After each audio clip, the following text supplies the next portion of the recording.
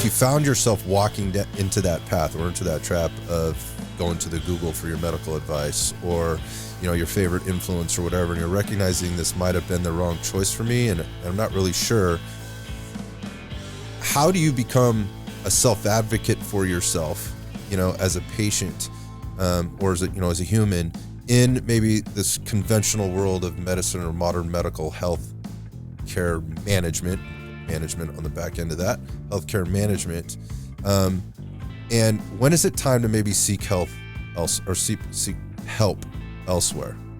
That's a great question. And sometimes it varies by person in terms of, where they at, where are they located physically, what they have access to.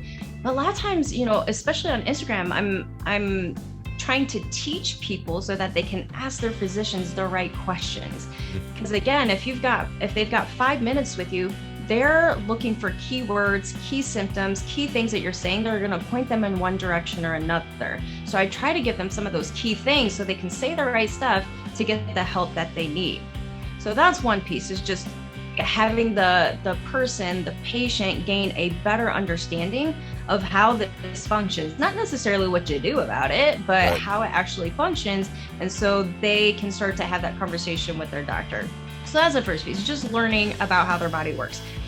The second piece would be, when it's time, if your physician is not willing to continue working with you to find the right answers, then sometimes it's a matter of switching practitioners, like you mentioned, or sometimes it's a matter of adding a practitioner in. So maybe you continue to see your primary care physician, but you see a nutritionist, a holistic nutritionist, or you see a trainer, or you see a health coach, whatever it might be, and bring in someone else who can fill in the gaps that your primary care physician is not able to do. And the reality is, I find that a lot of people are seeing nurse practitioners or PAs in place of the physician because the system is just overwhelmed.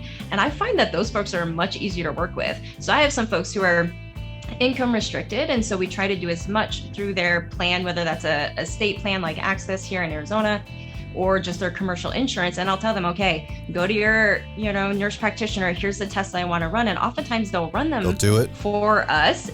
Yeah. And then we can all work together to find solutions.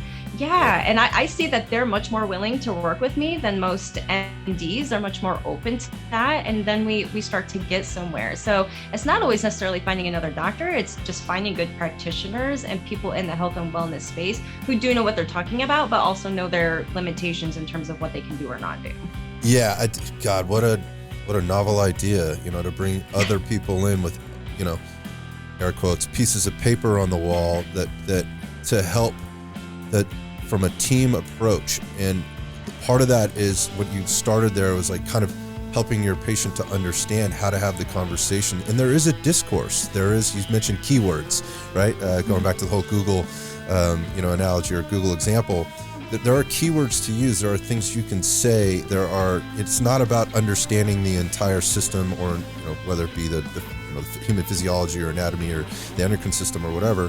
It's understanding how it works and the things that you might need to do to tease out the answers that you're looking for, and encourage the ongoing dialogue or ongoing conversation, because it often, again, we mentioned the word being dismissive. It can often be dismissed because certainly, let's be honest, the conventional healthcare system puts a lot of pressure on physicians. They're working harder than they ever have had to before, with less resources, seemingly less resources. They're getting paid less.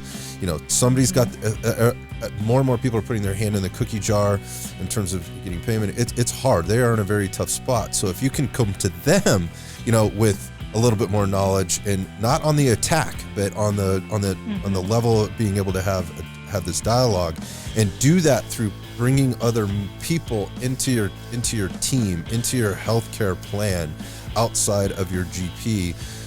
What you've just sort of articulated there is everybody can come at it from their own angle and help a person to understand and fill in the gaps, because there's no one size fits all, as we've already said, and there's no one person that's going to be able to get it all done for you. You have to get it done for you.